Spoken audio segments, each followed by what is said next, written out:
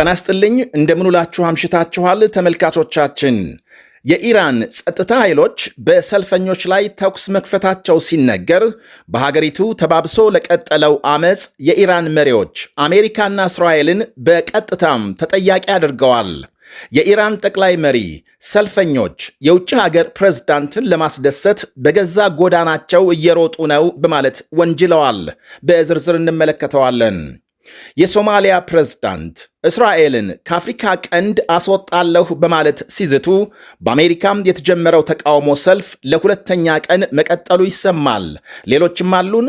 አብራችሁን እንድትቆዩ ጋብዛለሁ። በላይ በቀለ ነኝ።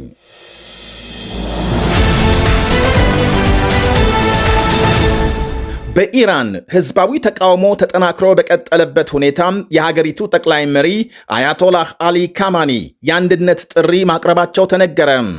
ዛሬ በብሔራዊ ቴሌቪዥን በተላለፈ ንግግራቸው ካማኒ የአሜሪካ ፕሬዝዳንት ዶናልድ ትራምፕ ወኪል ያሏቸውን ሰልፈኞች አስጠንቅቀዋል። የውጭ ቅጥረኞች በመሆን የአገልግሎት ተቋማት ላይ ጥቃት የሚፈጽሙ ሰልፈኞችን በፍጹም አንታገስም ብለዋል። ሆኖም በመላው ኢራን በተቀጣጠለው አመጽ የተሳተፉ በብዙ ሺህ የሚቆጠሩ የሀገሪቱ ዜጎች በምን ሁኔታ የአሜሪካ ቅጥረኞች እንደሆኑ ግን ለ37 ዓመታት ስልጣን ላይ የቆዩት የ86 ዓመቱ አሊ ካማኒ አላብራሩም። ፕሬዝዳንት ዶናልድ ትራምፕን እጃቸው በኢራናውያን ደም የቆሸሸ ነው በማለት ከሰዋል። ኢራንን ለቀህ በራስህ የውስጥ ጉዳይ አተኩር ብለዋል ፕሬዝዳንቱን። ዝምታን መርጦ የነበረው የኢራን ቴሌቪዥን በዛሬ ስርጭቱ የአሜሪካና የእስራኤል የሽብር ወኪሎች የህዝብ ንብረት አቃጠሉ፣ ብጥብጥ አቀጣጠሉ ሲል ወንጅሏል። ፕሬዝዳንት ዶናልድ ትራምፕ የኢራን መሪዎች ሰልፈኞችን ሲገድሉ አሜሪካም በዝምታም አትመለከትም፣ ንጹሐን ሰልፈኞችን መግደል ከቀጠሉ ከባድ ዋጋም ይከፍላሉ ብለዋል ትላንት በሰጡት መግለጫም። ያም ሆኖ ሰልፈኞች ፎቶና ስማቸውን ከፍ አድርገው እያስተጋቡ ያሉትን የኢራን ስደተኛም የፖለቲካ ሰው ልዑል ሬዛ ፓላቪን ለማነጋገር ፈቃደኛ ሳይሆኑ ቀርተዋል። ዋሽንግተን አሁን በኢራን ያለውን መንግስት የሚተካ ቡድን ወይም ግለሰብን ለመደገፍ ዝግጁ አይደለችም ብለዋል። አያቶላህ አሊ ካማኒ ሰልፈኞች የውጭ ሀገር ፕሬዝዳንትን ለማስደሰት በገዛ ጎዳናቸው እየሮጡ ነው በማለት የሰልፉን ዓላማና ምክንያት ከውጭ ጠላቶች ፍላጎት ጋር አገናኝተዋል። የሀገሪቱ መገበያያ ገንዘብ ሪያል በእጅጉ ተዳክሞ አንድ የአሜሪካ ዶላር በ1 ሚሊዮን ሪያል እየተመነዘረ ነው በሚባልበት የዋጋ ግሽበትና የኑሮ ውድነት ጣሪያ በነካበት ሁኔታም የህዝብን ብሶት ከውጭ ፖለቲካ ጋር ማያያዝ ተገቢ አይደለም ይላሉ ለፋርስ ዜና አገልግሎት ቃላቸውን የሰጡ ተንታኞች። በአሁኑ ወቅት በመላው ኢራን የኢንተርኔትና የስልክ መስመሮች ሙሉ በሙሉ መቋረጣቸው ሲነገር ፓላቪ ህዝብ አመፅ አጠናክሮ እንዲቀጥል ያደረጉትን ጥሪ በመቀበል መንግስትን ለመጣል አዲስ ትግል ጀምሯል ይላሉ የዓለም አቀፍ ፖሊሲ አውጪ ተቋም ባለሙያም ሆሊ ዴገር ለአሶሺየትድ ፕሬስ በሰጡት አስተያየት። መንግስት ኢንተርኔት የዘጋውም የሰልፉ መባባስ ስላሰጋውና የፈለገውን እርምጃ ለመውሰድ እንዲያመቸው ነው ብለዋል። የኢራን መንግስት በተለይም ያለፉትን 2 እና 3 ዓመታት በኒውክሌርና በመካከለኛው ምስራቅ ጉዳይ የበለጠ ትኩረት በማድረግ የውስጥ ጉዳዮችን ዘንግቶ በመቆየቱ በዋጋ ግሽበትና በኑሮ ውድነት ላይ ተገቢ እርምጃም አልወሰደም በማለት ያክላሉ። እንዲሁም ለመሳሪያ ግንባታና ለውጭ አማጽያን ከፍተኛ ገንዘብ ማፍሰሱም የሀገር ውስጥ ኢኮኖሚ ላይ ጫና አሳድሯል ባይ ናቸው ተንታኙ። እናም አሁን ኑሮ የከበደው ህዝብ ሲብስበት አደባባይ ወጥቶ ተቃውሞ መግለጹ በየትኛውም ዓለም የተለመደ ሲሆን የህዝብን ብሶት ሌላም የዳቦ ስም እየሰጡ ለመጨፍለቅ መሞከር ለጊዜው ካልሆነ በቀር ዘላቂ መፍትሄ አያመጣም ብለዋል። 12ኛ ቀኑን በያዘው የኢራን ህዝባዊ አመጽ በጥቂቱ ከ46 በላይ ሰልፈኞች ሲገደሉ ከ2000 በላይ መታሰራቸው ይነገራል። በቴሄራንና በሌሎች አካባቢዎች ተዛምቶ በቀጠለው በዚህ አመጽ በርካታ የጸጥታ ኃይል አባላት መገደላቸውም ተመልክቷል።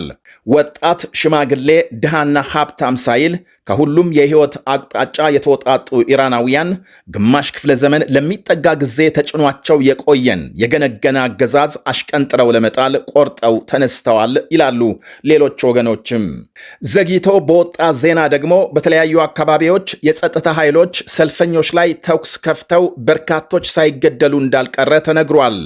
የኢራን ውጭ ጉዳይ ሚኒስትር አባስ አራክቺ ማምሻውን በሰጡት መግለጫም ለሰልፉ መቀጠል እስራኤልና አሜሪካንን በቀጥታ ተጠያቂ አድርገዋል። ሁለቱ ሀገሮች ብጥብጥ እንዲባባስ በቀጥታ ጣልቃ ገብተዋል በማለት የከሰሱ ሲሆን ወታደራዊ የውጭ ጣልቃ ገብነት ግን በፍጹም የማይታሰብ እንደሆነ ገልጸዋል። ሀገሮቹ ወታደራዊ ጣልቃ ገብነት እንደማይቻል ሲገነዘቡ አመፁን በማቀጣጠል ሥራ መጠመድ መርጠዋል ሲሉ ከሰዋል። የመንግስታቱ ድርጅት የሰብአዊ መብቶች ኃላፊ ቮከር ተርክ በበኩላቸው በኢራን ብጥብጥ መባባሱ እንዳሳሰባቸው በመግለጽ ከሰልፉ ጋር በተያያዘ የተፈጸሙ ግድያዎች በግልጽና በገለልተኛ ወገን እንዲጣራ ጠይቀዋል። በሰላማዊ ሰልፈኞች ላይ ተኩስ ከፍተው ግድያ የፈጸሙ ተጠያቂ ሊሆኑ እንደሚገባም የሶማሊያ ፕሬዝዳንት ሐሰን ሼህ መሐመድ እስራኤልን ከአፍሪካ ቀንድ ለማስወጣት ዛቱ። ፕሬዝዳንቱ ዛሬ በቴሌቪዥን ባሰሙት ንግግር እስራኤል በአፍሪካ ቀንድ ወታደራዊ መስፋፋት እያካሄደች ነው ሲሉ ከሰዋል። እናም ሶማሊያ ከአረብ መንግስታትና ከቱርክ ጋር ሆና እስራኤልን ከአፍሪካ ቀንድ ታስወጣለች ብለዋል። እስራኤል ለሶማሌላንድ የሰጠችውን ዕውቅና እንድታነሳም መንግስታቸው ከአጋር ሀገሮች ጋር በመቀናጀት እንቅስቃሴ እያደረገ መሆኑን ጠቅሰዋል። ሶማሊያም አትወረርም፣ አትከፋፈልም ብለዋል በንግግራቸው። እስራኤል የመጀመሪያ ሀገር በመሆን ለራስ ገዟ ሶማሌላንድ ዕውቅና መስጠቷም ከፍተኛ ተቃውሞ ማስነሳቱ ሲታወስ፣ ሆኖም እስራኤል በውሳኔዋ በመቀጠል ከቀናት በፊት ውጭ ጉዳይ ሚኒስትሯን ወደ ሶማሌላንድ መላኳም ይታወሳል። የሶማሌላንድ ፕሬዝዳንት እስራኤልን እንዲጎበኙ ግብዣ ያቀረቡት የእስራኤል ውጭ ጉዳይ ሚኒስትር ጌዲዮን ሳር ሀገራቸው ለማን ዕውቅና እንደምትሰጥና ማንን ማናገር እንዳለባት የምትወስነው እርሷ ብቻ ናት ማለታቸው ይታወቃል።